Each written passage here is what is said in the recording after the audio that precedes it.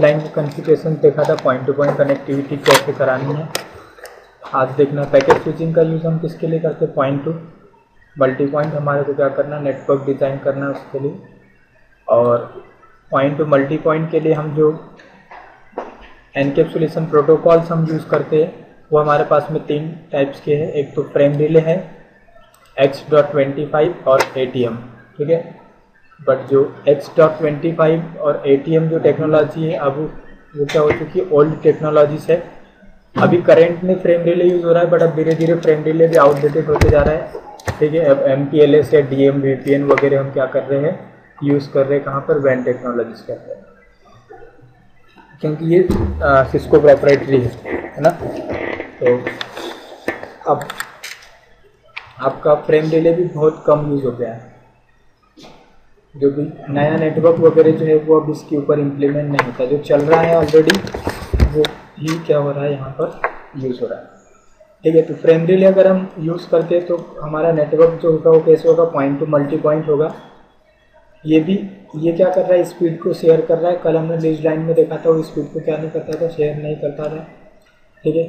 Less expensive है और less secure है, ठीक है। It works on non broadcast multi access technology, NBMA technology के ऊपर। तो आपका जो हमने कल डिस्कस किया था, वैन के अंदर हम क्या यूज़ करते हैं, सॉरी लैन के अंदर point two multi point network design करने के लिए हम एक स्विच का यूज़ करते थे। और स्विच जो है वो क्या करता है, ब्रॉडकास्ट करता है ना। और यहाँ पर वैन के अंदर जो हम फ्रेम रिले टेक्नोलॉजी की जो बात कर रहे हैं, तो फ्रेम रिले टेक्नोलॉजी जो है वो आपका किसके ऊपर काम करती है, NBMA टेक्नोलॉजी के ऊपर। और वहाँ पर क्या नहीं होगा, NBMA टेक्नोलॉजी के अंदर यहाँ पर ब्रॉडकास्ट नहीं होता।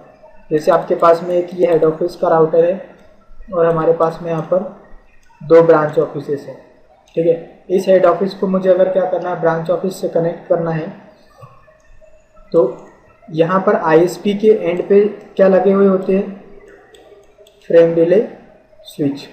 ये आपका सर्विस प्रोवाइडर का नेटवर्क है। यहाँ एक ने ऐसे कई सारे फ्रेम रिले स्विचेस रखे हुए होंगे और इसको हम क्या बोलते हैं, ये हमारा क्या हो जाएगा, फ्रेम रिले क्लाउड।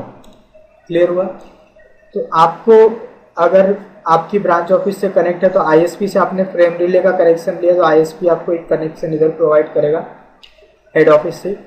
तो सपोज करो ये आपका इंदौर में है, नेटवर्क हेड ऑफिस आपका इंदौर में है, तो आप कौन से इंदौर का जो लोकल ISP होगा उसके फ्रेम रिले स्विच से कनेक्ट होंगे।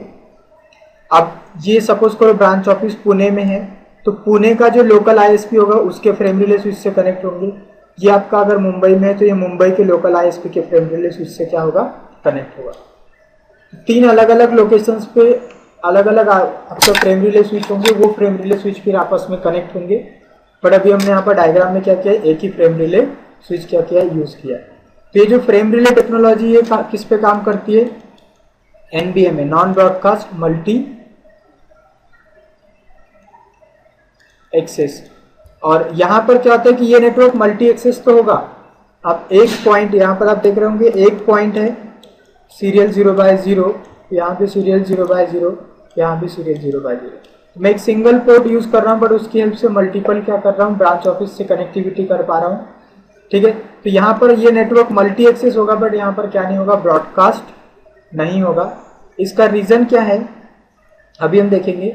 इसके अंदर जो लेयर टू एड्रेस होता है, NBMA टेक्नोलॉजी के अंदर हम यहाँ पर जो लेयर टू एड्रेस यूज करते हैं वो लेयर टू एड्रेस हमारा होता है DLCI, data link connection identifier, ठीक है। बट हमारा नॉर्मल स्विच की अगर हम बात करें तो उस नॉर्मल स्विच के अंदर लेयर टू स्विच की अगर मैं बात करूं तो इस लेयर टू स्विच के अंदर जो आपका लेयर टू एड्रेस होता है वो क्या होता है, मैक एड्रेस होता है। उसके अंदर जो डेटा ट्रांसमिशन होता है मैक के बेस पे होता है। तो ये क्या करता है, ब्रॉडकास्ट करता है। बट आपका फ्रेम रिले स्विच क्या नहीं करेगा, ब्रॉडकास्ट नहीं करेगा, क्योंकि फ्रेम रिले स्विच जो लेयर टू एड्रेस यूज करता है वो मैक एड्रेस को यूज नहीं करता। मैक के प्लेस पे क्या यूज करता है, DLCI number, data link connection identifier. और ये जो DLCI जो है वो क्या करता है, आपका हेड ऑफिस और ब्रांच ऑफिस के बीच में क्या करता है, वर्चुअल कनेक्शंस क्रिएट करता है, ठीक है। तो यहाँ पर वर्चुअल कनेक्शंस कैसे क्रिएट होंगे,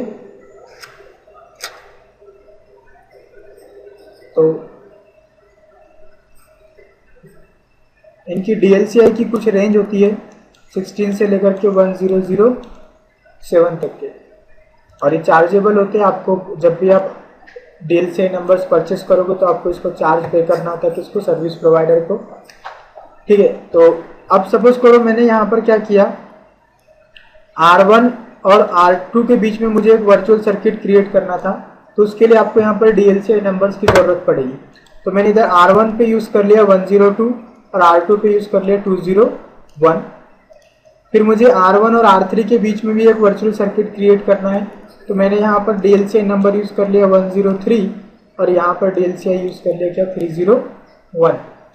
इस तरीके से आपको DLCI नंबर्स यूज़ करना पड़ता है। तो आप चाहो तो branch office to branch office भी क्या कर सकते हो, एक वर्चुअल कनेक्शंस क्रिएट कर सकते हो, बट आपको क्या करना है, फ्रेम रिले नेटवर्क में कम से कम वर्चुअल सर्किट क्रिएट करना है और उसके थ्रू क्या कराना है, कम्युनिकेशंस कराना है, ताकि आपको चार्ज क्या करना पड़े, कम चार्ज क्या करना पड़े, सर्विस प्रोवाइडर को पे करना पड़े। समझ में आ गया?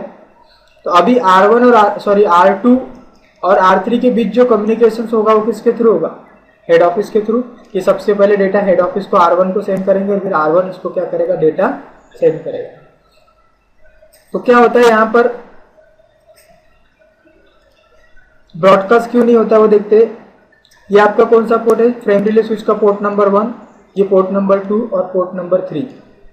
यहाँ पर जो आपका फ्रेम रिले स्विच होता है, इस फ्रेम रिले स्विच के ऊपर क्या होता है, एक मैपिंग होती है।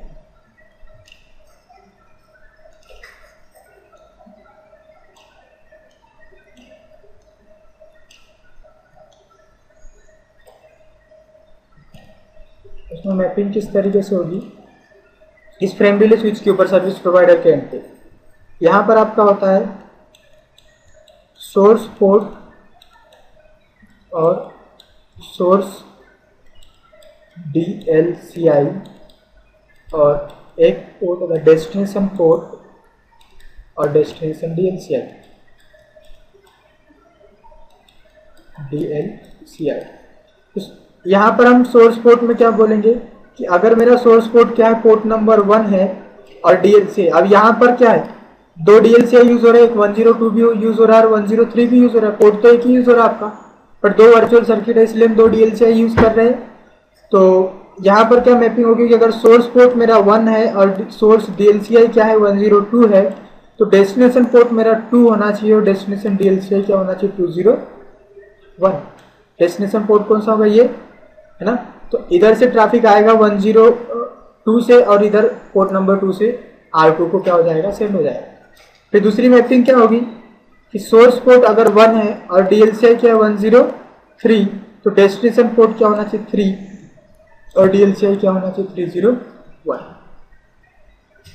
अब यहां पर मैपिंग होगी क्या, फ्रेम रिले स्विच को आपने बता रखा है कि अगर पोर्ट 1 से 102 DLCI आता है तो उसको पोर्ट नंबर 2 पे भेजना है, और पोर्ट 1 से 103 DLCI आता है तो उसको पोर्ट नंबर कहां पर भेजना है, 3 के ऊपर। तो यहाँ पर कभी भी ब्रॉडकास्ट नहीं होगा, ठीक है। तो यहाँ पर आपने स्टैटिक मैपिंग, तो ये टेबल कहाँ पर बनेगी, ये मेंटेन कौन करता है table, service provider. Service provider के एंड पे ये टेबल क्या होगी आपकी, क्रिएट होगी। आ गया समझ में? अब एक टेबल आपके एंड पे राउटर के ऊपर भी क्रिएट होती है। जैसे आपका जो R2 है, सॉरी R1 के ऊपर 2 DLCI यूज हो रहा है, तो R1 के ऊपर भी आपको बताना पड़ता है कि जब वो R2 को डेटा भेजे तो उसमें कौन सा DLCI ऐड करे, और जब वो R3 को डेटा भेजेगा तो कौन सा DLCI ऐड करे, 103। ये कहां पर मैपिंग करनी पड़ेगी आपको, R1 के ऊपर, ठीक है। तो यहां पर जो मैपिंग हो रही थी इसके लिए आपको क्या करना पड़ता है, उसको IP के साथ में मैप कराना होता है। जैसे आपने यहाँ पर नेटवर्क यूज कर लिया, इन तीनों के बीच में 10.0.0.0/24 का मास्क, यहाँ पर आपने .1 IP यूज किया, R2 के ऊपर आपने .2 IP यूज किया और R3 पे आपने .3 IP यूज किया। इस R1 के ऊपर क्या मैपिंग होती है, डेस्टिनेशन IP क्या होगा और लोकल DLCI क्या यूज करोगे। तो मैंने बोला कि अगर आपका डेस्टिनेशन R1 को बोला कहाँ जाना है, 10.0.0.2 के पास जाना है, तो DLCI क्या ऐड करके भेजो, और अगर ये डेटा किसको भेजेगा 3 को, तो DLCI क्या ऐड करोगे। तो आपने आपके राउटर को बता दिया कि आपका डेस्टिनेशन ये होगा तो आपको ये DLCI ऐड करना है, और 3 होगा तो 103 ऐड करना है। डेटा पैकेट यहाँ पर गया, फ्रेम रिले ने देखा कि 102 आया तो उठा करके कहाँ पर भेज देगा, पोर्ट नंबर 2 के ऊपर, और अगर आपका DLCI 103 आया तो ये डेटा पैकेट को कहाँ पर फॉरवर्ड कर देगा, पोर्ट नंबर 3 के ऊपर। समझ में आ गया। वैसे ही R2 के ऊपर एक मैपिंग होगी, तो R2 पे मैपिंग क्या करोगे कि आपका डेस्टिनेशन क्या है 10.0.0.1, तो DLCI क्या ऐड करो 201, एक ही मैपिंग होगी यहाँ पर। और R3 को क्या बताएंगे कि आपका DLCI 10.0.0 क्या है 1 है, तो DLCI क्या ऐड करो। तो राउटर्स के ऊपर क्या होता है IP टू DLCI मैपिंग होती है कि कौन से IP को अपडेट भेजोगे तो कौन सा DLCI आपको उसमें क्या करना है, ऐड करना है।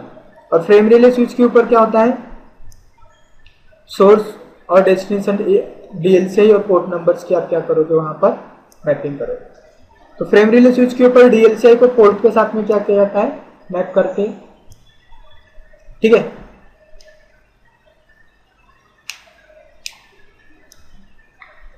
इसलिए यहां पर क्या नहीं होता, ब्रॉडकास्ट नहीं होता है। क्लियर हो गया।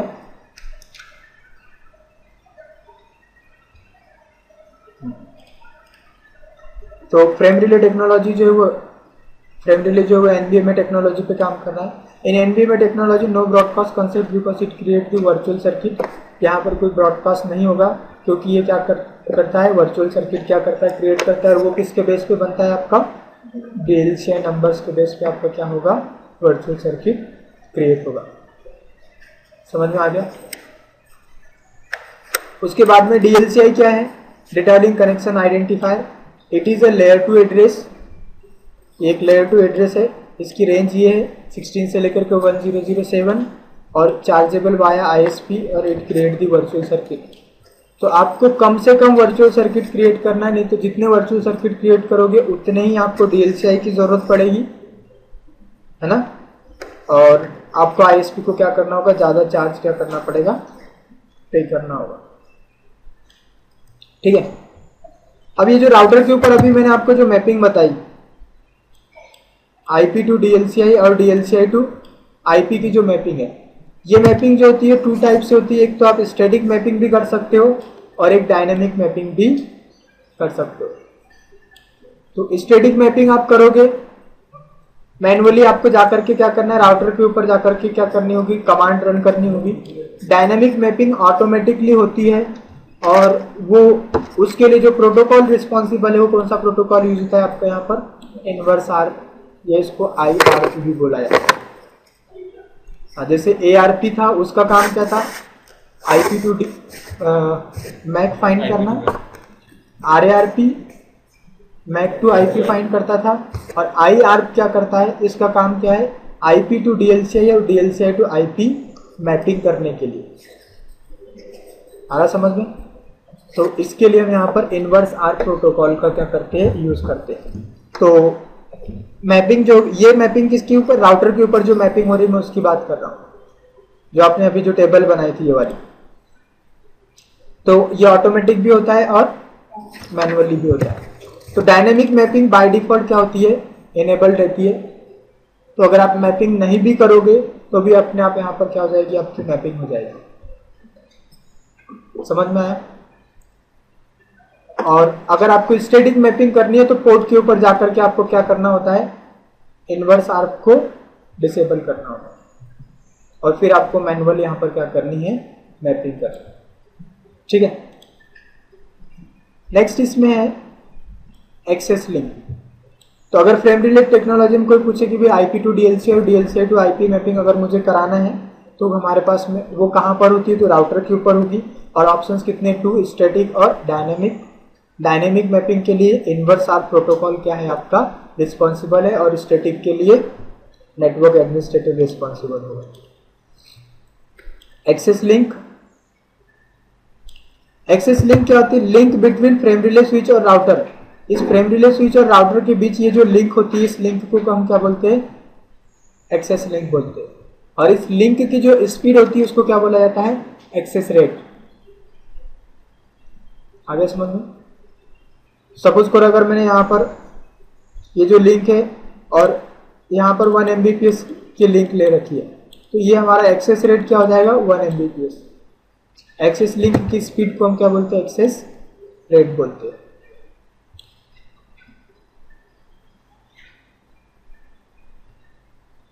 आगे समझ में? नेक्स्ट है हमारे पास में CIR। CIR का फुल फॉर्म लिख लेना, committed information rate. Committed information rate.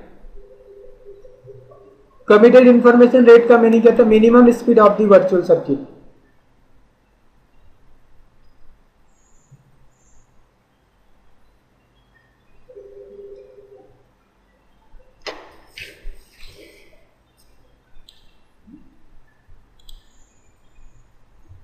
और पीक इंफॉर्मेशन रेट का मीनिंग होता है PIR। इसका मीनिंग होता है maximum speed of the virtual circuit.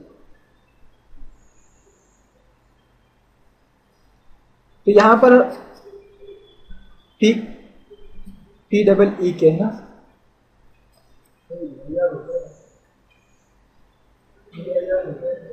कौन सा?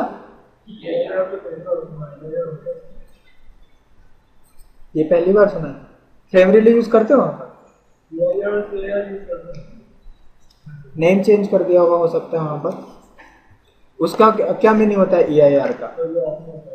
वही है ना? हाँ।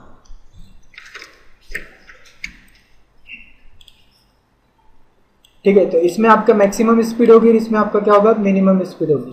तो इसमें क्या होता है? CIR में सर्विस प्रोवाइडर आपके एक वर्चुअल सर्किट के लिए, सपोज करो आपको 64 kbps का क्या कर दिया, सर्विस प्रोवाइडर ने क्या प्रोवाइड करा?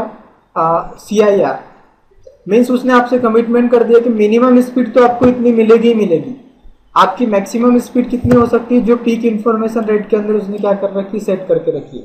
बट ये स्पीड वेरी कब करेगा, मतलब इंक्रीज कब होगी? जब आपका दूसरा वर्चुअल सर्किट क्या होगा? फ्री होगा। जैसे ये वाला दो वर्चुअल सर्किट है यहाँ पर, अगर ये डाउन है या ये डेटा सेट नहीं कर रहा है तो इस वर्चुअल सर्किट की स्पीड आपकी क्या हो जाएगी? बढ़ जाएगी। क्लियर हुआ? और अगर दोनों डेटा सेंड कर रहे तो मिनिमम 64 kbps जो CIR उसने दिया है उतनी स्पीड तो आपको मिलेगी ही मिलेगी। समझ में आया? तो ये CIR और PIR का मीनिंग हुआ। Access link, access rate, DLCI numbers. तो फ्रेम रिले में अगर कोई DLCI के बारे में पूछता है तो वो क्या होगा कि वो हमारा क्या है? लेयर 2 एड्रेस है, जो किस लिए हम यूज कर रहे हैं? वर्चुअल सर्किट क्रिएट करने के लिए यूज कर रहे हैं। ठीक है। अब LMI messages, LMI messages, local management interface.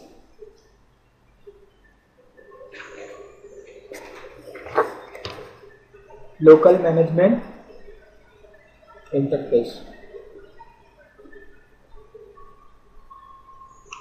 ये LMI मैसेजेस जो है ये एक तरीके से हेलो मैसेज की तरह क्या करते हैं? हेलो पैकेट की तरह काम करते हैं।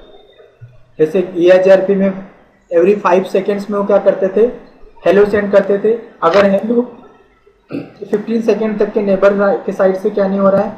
रिसीव नहीं हो रहा है, इट मीन्स कि आपका नेबर क्या हो चुका है? डाउन हो चुका है। बट यहाँ पर क्या होता है? फ्रेम रिले नेटवर्क में क्या होगा? ये जो आपका LMI मैसेज है वो राउटर और इस फ्रेम रिले स्विच के बीच में क्या होता है? एवरी 3 सेकेंड्स में क्या होता है? एक्सचेंज होता है। हर 3 सेकेंड में राउटर इसको क्या करेगा? LMI मैसेज सेंड करेगा और ये इसको क्या करेगा? LMI मैसेज क्या करेगा? सेंड करेगा। तो जिससे आपको इनको राउटर और स्विच को पता चलते रहेगा कि उसका नेबर राउटर जो है वो अप है या डाउन है। या क्लियर हुआ? तो एक टास्क तो ये है इसका कि नेबरशिप अप है या डाउन है उसको चेक करने का काम करता है ये। दूसरा क्या होगा इसका? जैसे मैंने अभी आपको डायनेमिक मैपिंग के बारे में बताया था कि राउटर के ऊपर डायनेमिक मैपिंग होती है ऑटोमेटिकली।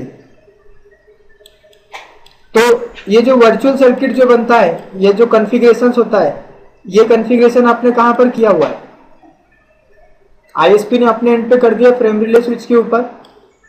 अब वर्चुअल सर्किट ये मैंने यहां पर वैसे इस तरीके से बना करके रखा हुआ है ये, बट ये वर्चुअल सर्किट कहां पर बनेगा? मैपिंग आपकी फ्रेम रिले स्विच के ऊपर हो रही है। तो आईएसपी ने क्या किया? राउटर 2 के लिए, सॉरी, राउटर 1 और राउटर 2 के बीच में ये डीएलसीआई यूज किया है, राउटर 1 और राउटर 3 के बीच में ये डीएलसीआई यूज किया है। अब इस राउटर के ऊपर अगर IP टू DLCI और DLCI टू IP मैपिंग अगर डायनामिक हो रही है, तो इस राउटर को कैसे पता चलेगा कि सर्विस प्रोवाइडर ने कौन सा DLCI नंबर यूज किया है? इस पोर्ट के ऊपर, आपका ये जो पोर्ट है, इस पोर्ट के ऊपर उसने कौन सा DLCI नंबर कॉन्फ़िगर किया, इस राउटर को कैसे पता चलेगा? क्योंकि डायनामिक मैपिंग होगी तो ये टेबल तो आपने फ्रेम रिले स्विच के ऊपर बनाई है, और राउटर को आपने बोल दिया कि मैपिंग कैसे करना है, डायनामिक मैपिंग करना है, तो राउटर को पता होना चाहिए कि वहां पर क्या DLCI चल रहा है। अब वो कैसे पता चलेगा? तो उसको फाइंड करने के लिए क्या होता है, LMI मैसेज के अंदर राउटर इस फ्रेम रिले स्विच को क्या भेजता है? एक स्टेटस क्वेरी भेजता है। ठीक है, तो ये स्टेटस क्वेरी किसको?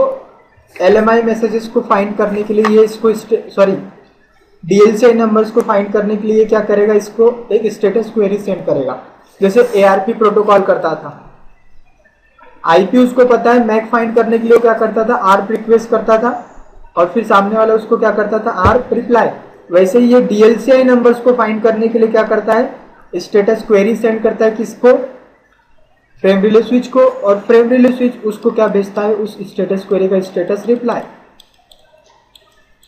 स्टेटस क्वेरी में वो इनवर्स आर रिक्वेस्ट ही आती होगी किसमें? हाँ,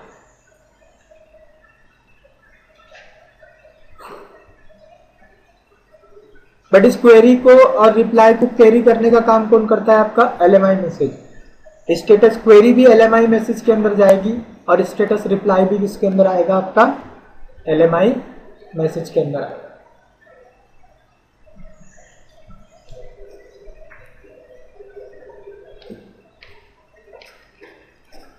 ठीक है, तो ये आपका LMI मैसेज का यूज था। अब LMI टाइप जो है वो हमारे पास में 3 टाइप्स के हैं। Cisco, ANSI and Q9338। LMI types Cisco, ANSI और Q9338। तो Q933A जो है ये ओपन स्टैंडर्ड है, और ये जो सिस्को है वो आपका क्या है? सिस्को प्रोप्राइटरी है। ठीक है, तो LMI टाइप जो है वो आपका सेम होना चाहिए कहां पर? आपके राउटर और फ्रेम रिले स्विच के बीच में। जैसे ये जो राउटर है, तो राउटर के इस पोर्ट के ऊपर अगर आपने क्या यूज किया है?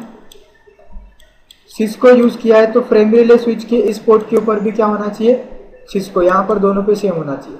आप इधर चाहो तो डिफरेंट रख सकते हो, इन दोनों के बीच में आप यहां पर चाहो तो, सपोज करो आपने Q933A यूज करना है, तो आप यहां पर दोनों के बीच में क्या कर सकते हो?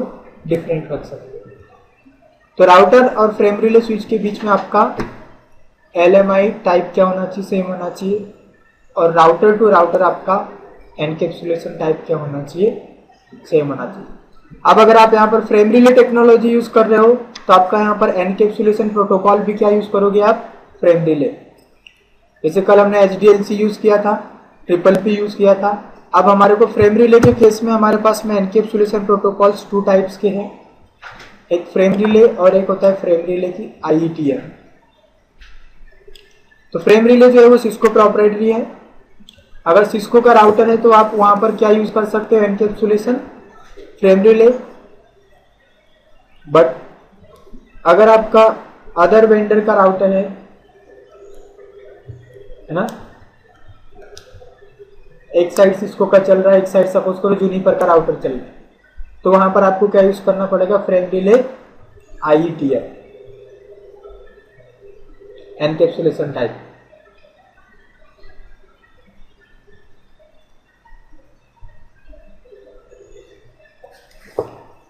ठीक है।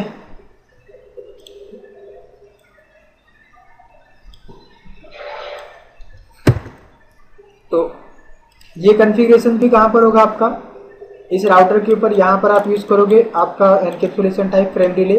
फ्रेम रिले स्विच के ऊपर कोई एनकैप्सुलेशन टाइप आपको कॉन्फ़िगर नहीं करना है। फिर इस राउटर के दूसरे एंड पे भी आप क्या यूज़ करोगे, फ्रेम रिले, और यहाँ पर भी आप क्या यूज़ करोगे, फ्रेम रिले। क्लियर हुआ। तो राउटर टू राउटर हमेशा आपको एनकैप्सुलेशन प्रोटोकॉल सेम रखना है, router to frame relay LMI type आपको क्या करना है, सेम रखना है। ठीक है। और फ्रेम रिले स्विच के एंड पे ये जो पोर्ट होंगे आपके, ये कौन सा पोर्ट होता है आपका, DC,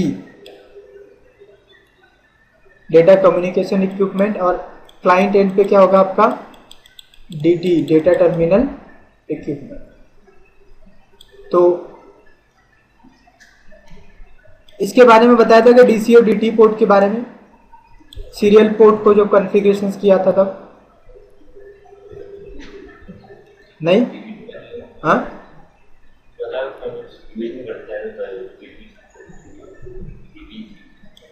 आपके अगर 2 राउटर्स है और आप इनको किसके थ्रू कनेक्ट कर रहे हो, सीरियल केबल के थ्रू, तो उसका एक एंड जो होता है, एक होता है DC होता है, और एक क्या होता है आपका, दूसरा एंड जो होता है वो DT होता है। ठीक है, डेटा कम्युनिकेशन इक्विपमेंट और डेटा टर्मिनल इक्विपमेंट। तो ये जो DC एंड जो होता है वो किस साइड में होता है, ISP के साइड में, और यहाँ पर आपको क्या सेट करना पड़ता है, क्लॉक रेट, ताकि उस लिंक की स्पीड आप क्या कर सको, सेट कर सको। इस लिंक की स्पीड सेट करने के लिए सीरियल केबल के DC एंड पे आपको क्या करना पड़ता है, क्लॉक रेट क्या करना होता है, सेट करना होता है। और DT एंड पे ऑटोमेटिकली क्या हो जाता है, वो क्लॉक स्पीड जो होती है सिंक्रोनाइज हो जाती है। ठीक है। तो यहाँ पर फ्रेम रिले टेक्नोलॉजी में जो सर्विस प्रोवाइडर के एंड पे जो फ्रेम रिले स्विच है, इधर जो एंड होगा वो कौन सा होगा, DC, और आपके जितने राउटर से इन पे कौन सा एंड होगा, DT। तो सर्विस प्रोवाइडर आपके लिंक की स्पीड क्या कर देगा, फिक्स कर देगा, आपका राउटर उससे क्या कर लेगा, सिंक्रोनाइज कर लेगा। ठीक है। और उतनी स्पीड से फिर यहाँ पर क्या होगा, आपका डेटा ट्रांसमिट होगा। समझ में आया। तब इसका कॉन्फ़िगरेशन करते हैं।